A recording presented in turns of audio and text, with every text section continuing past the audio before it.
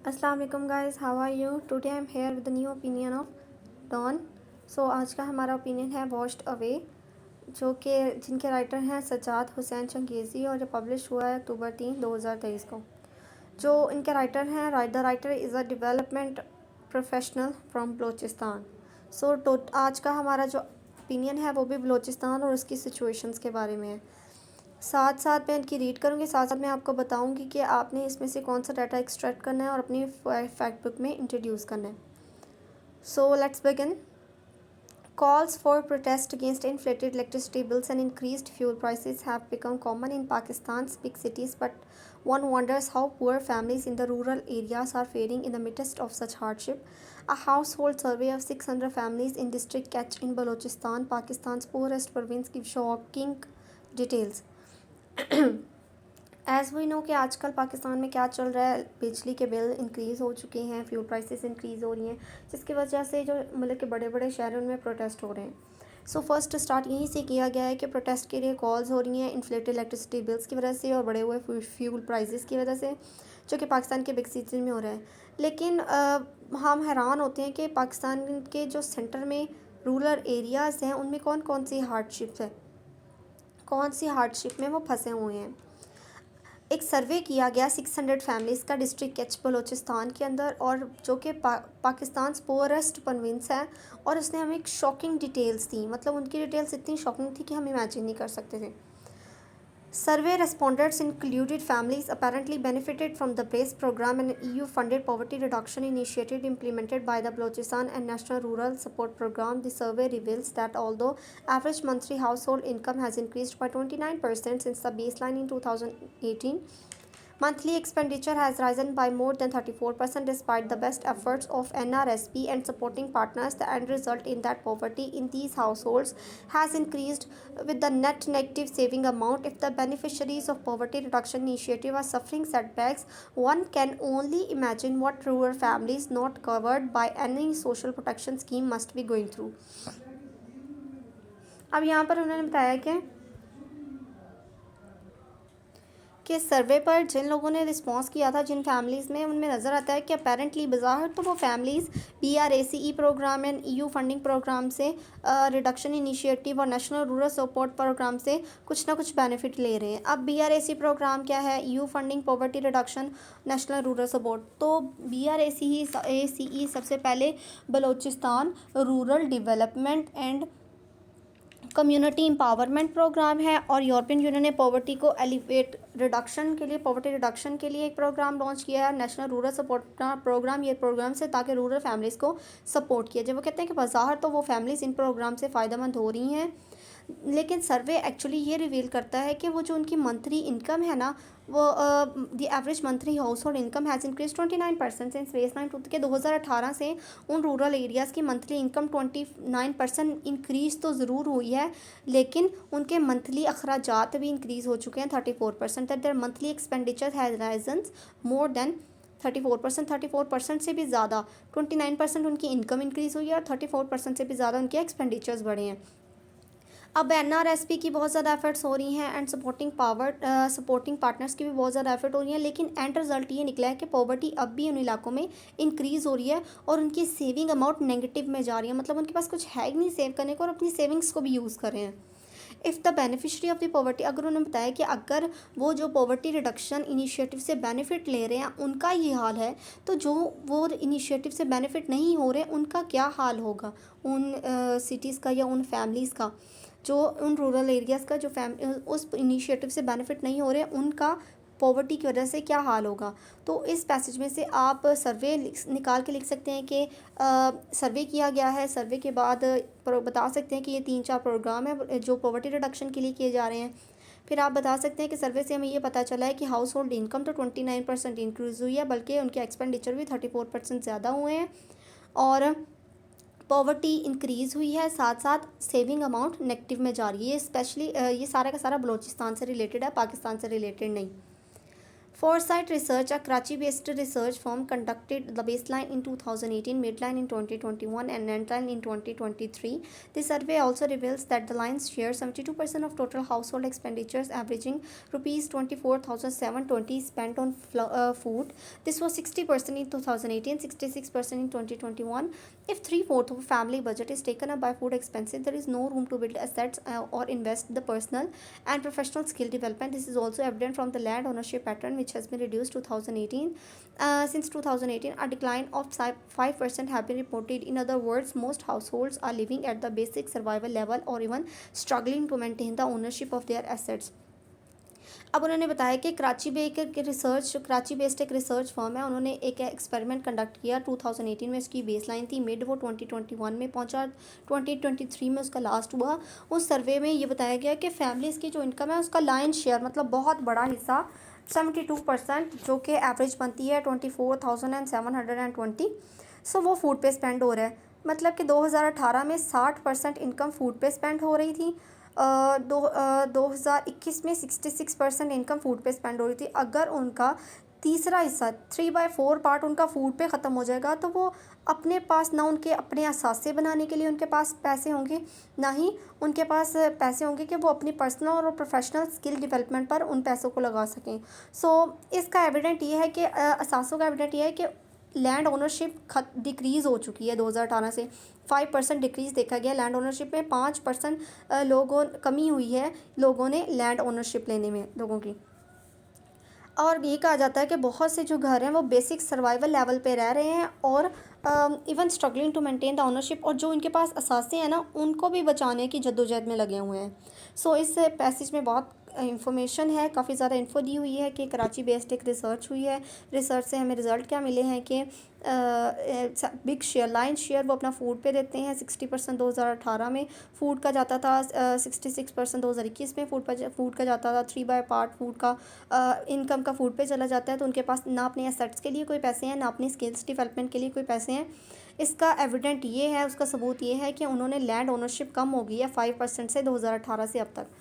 ये सारा important data है, इसको आप फैक्ट को निकाल के रखें। अगर बलोचिस्तान से रिलेटेड या बलोचिस्तान पॉवर्टी या पाकिस्तान पॉवर्टी से रिलेटेड कोई टॉपिक आएगा तो आप उसमें इन सबको इंट्रोड्यूस कर सकते हैं। नेक्स्ट मूव करते हैं। Another major finding of the survey is that the impact of climate change has made its way from science conferences and university research paper into the common people's life. Nothing shows that more clearly than what people from two tehsil of the single district complain about two contrasting weather phenomena. In the Tam Tehsil in Kich district, 45% of respondents complained about excessive rainfall, whereas 50% of respondents in Turbat Tehsil of the same district cited lesser rainfall as a major climate problem. Our climate change experts can explain that although the obvious impact may vary from one village to another, drought and floods are the two sides of the same coin, climate change. अब उन्होंने बताया कि एक सर्वे से एक और important चीज़ पता चली है, वो है इम्पैक्ट ऑफ क्लाइमेट चेंज। उन्होंने कहा है कि क्लाइमेट चेंज सिर्फ और सिर्फ साइंस की बातें सिर्फ और सिर्फ साइंस कॉन्फ्रेंसेस में या रिसर्च पेपर में नहीं होंगी, बल्कि वो आम लोगों की ज़िंदगी में भी क्लाइमेट चेंज का असर पहुंच चुका है। अब उन्होंने कहा कि कोई भी चीज़ इतनी क्लियरली नहीं बता सकती, कुछ भी इतना क्लियरली नहीं बताया जा सकता, जबकि लोग दो तहसील से, एक ही डिस्ट्रिक्ट के अंदर दो तहसीलें हैं, दो गांव हैं, साथ साथ जुड़े हुए हैं, उनमें दो डिफरेंट वेदर नज़र आ रहे हैं उनके पास। जैसे कि टम तहसील में उन्होंने कहा कि 45% पॉपुलेशन कहती है कि यहाँ पे बहुत ज़्यादा रेनफॉल होती है, जबकि तरबत तहसील में 50% पॉपुलेशन कहती है कि यहाँ पे लेस रेनफॉल होती है। तो जो साथ साथ जुड़े गाँव हैं उनमें इतना वेदर कंट्रास्ट है, इतनी वेदर वेरिएशन है। उनमें दो कंडीशन आ रही हैं। एक रूरल एरिया में रेनफॉल ज़्यादा हो रही है तो फ्लड आ रहा है, दूसरे में लेसर रेनफॉल है तो ड्राउट आ रहा है। तो कहते हैं कि ये एक ही सिक्के के दो पहलू हैं। क्लाइमेट चेंज दोनों एरिया पर एक ही डिस्ट्रिक्ट की दो तहसीलें हैं, दोनों में अलग अलग टेम्परेचर डिफरेंस है। तो कितना ज़्यादा इम्पैक्ट है क्लाइमेट चेंज का लोगों की ज़िंदगी के ऊपर। अब आगे क्लाइमेट चेंज के कुछ इफेक्ट्स भी होंगे। नेक्स्ट है families in Balochistan are no striving into poverty. ऊपर वाले पैसेज में से आप क्लाइमेट चेंज के बारे में भी निकाल सकते हैं कि बलोचिस्तान में क्लाइमेट चेंज इस हद तक एक्सट्रीम है कि एक ही डिस्ट्रिक्ट की दो तहसील के अंदर क्लाइमेट मैच नहीं होता, एक में लेसर रेनफॉल है, एक में हाई रेनफॉल है। तो ये आप डाटा एक्सट्रैक्ट कर सकते हैं। Families in Balochistan are no striving into poverty. जो बलोचिस्तान के ख़ानदान हैं वो गुर्बत की चक्की में पिस रहे हैं। तो ये हमारा पॉवर्टी से रिलेटेड भी टॉपिक हो सकता है, बलोचिस्तान के करंट सिचुएशन से रिलेटेड भी हो सकता है। Next, the unpredictability of rainfall had made it difficult for rural communities to make arrangements for the safety of their families, crops, and livestock. Over the last 5 years, loss of livestock have reportedly increased from 24% to 45%, loss of agriculture output from 15% to 44%, and damage to personal property from 19% to 26%. अब उन्होंने कहा है कि इतना unpredictable weather है जिसके बारे में कुछ भी प्रिडिक्ट नहीं किया सकता, अनप्रडिक्टिविटी है रेनफॉल की, कि रूरल कम्युनिटी के लिए मुश्किल है कि वो किस तरह की सेफ्टी मेजर्स लें अपनी फैमिलीज़ के लिए, अपने लाइफ स्टॉक्स के लिए, अपने क्रॉप्स के लिए. सो कुछ भी कंफर्म नहीं है उनको कि उन्हें कैसी मेजर लेनी चाहिए, रेनफॉल वाली लेनी चाहिए या ड्रॉट वाली लेनी चाहिए. पिछले 5 सालों से देखा गया है कि जो लाइफ स्टॉक का लॉस है वो बढ़ता जा रहा है. 24 से 45% हो चुका है. एग्रीकल्चर के आउटपुट का लॉस 15% से 44% तक बढ़ गया है और पर्सनल प्रॉपर्टी का लॉस 19% से 26% बढ़ गया है. तो ये भी हम डाटा एक्सट्रैक्ट कर सकते हैं. ये फैक्ट एंड फिगर हम एक्सट्रैक्ट करके टॉपिक में इंट्रोड्यूस कर सकते हैं. तो इसको आप यहाँ से उठा लीजिएगा, मतलब इसको कॉपी पेस्ट कर लीजिएगा या अपनी नोटबुक पर नोट कर लीजिएगा. Next, families and communities usually set up in response to external challenges, but beyond a certain threshold they lose their stamina to put up a united front against visible external threats such as climate change. It is a most worrying finding that after the initial increase in collective efforts to protect the environment, as noted in Midline survey, fewer respondents now say that they are continuing tree plantation efforts, preventing deforestation and adapting to extreme weather conditions by means of improved house construction. अब उन्होंने बताया कि जो families and communities हैं जो हमारे वो उन इलाकों में रहती हैं, वो कहती हैं कि उन्होंने इन चैलेंजेस से रिस्पॉन्स में उन्होंने बहुत ज़्यादा स्ट्रगल्स शुरू कर दी है. उनका स्टेमिना अब लॉस हो चुका है. ठीक है, the loss their stamina to put a united front against the visible external threat such as climate change. उनका स्टेमिना बहुत कम हो चुका है कि हम वो एक यूनाइटेड फ्रंट लाइन तैयार कर सकें इन थ्रेट्स के लिए. एक वरिंग फैक्ट ये है कि इनिशियल जो इंक्रीज़ की गई थी एफर्ट्स इन्वायरमेंट को प्रोटेक्ट करने के लिए, अब वो कम हो चुकी है. मतलब उन्होंने कंटिन्यू तो किया है ट्री प्लांटेशन, डिफोरेस्टेशन और वेदर कंडीशन को एक्सट्रीम वेदर कंडीशन से निपटने के लिए उन्होंने इम्प्रूव हाउसिंग कंस्ट्रक्शन किया, जो कि शुरू में बहुत ज़्यादा एक्सट्रीम एफर्ट्स थी, बट अब उसके रिस्पोंडेंट्स कम हो चुके हैं. नेक्स्ट है economic hardship beyond a certain threshold also result in social deteriorations. उन्होंने बताया कि इकोनॉमिक हार्डशिप्स हैं जिसकी वजह से इकोनॉमी की वजह से उनके सोशल डिटोरिएशंस भी हो रही हैं. सोशल एक दूसरे की हेल्प करने की एबिलिटी, एक दूसरे से को सर्विसेज देने की वो भी एबिलिटीज़ डिटोरिएट होना स्टार्ट हो गई हैं. This is evident from the fact that the perception of people helping each other need for has decrease from 56% in 2018, 30% in 2021 and 20% in 2023. No surprisingly, when survivors,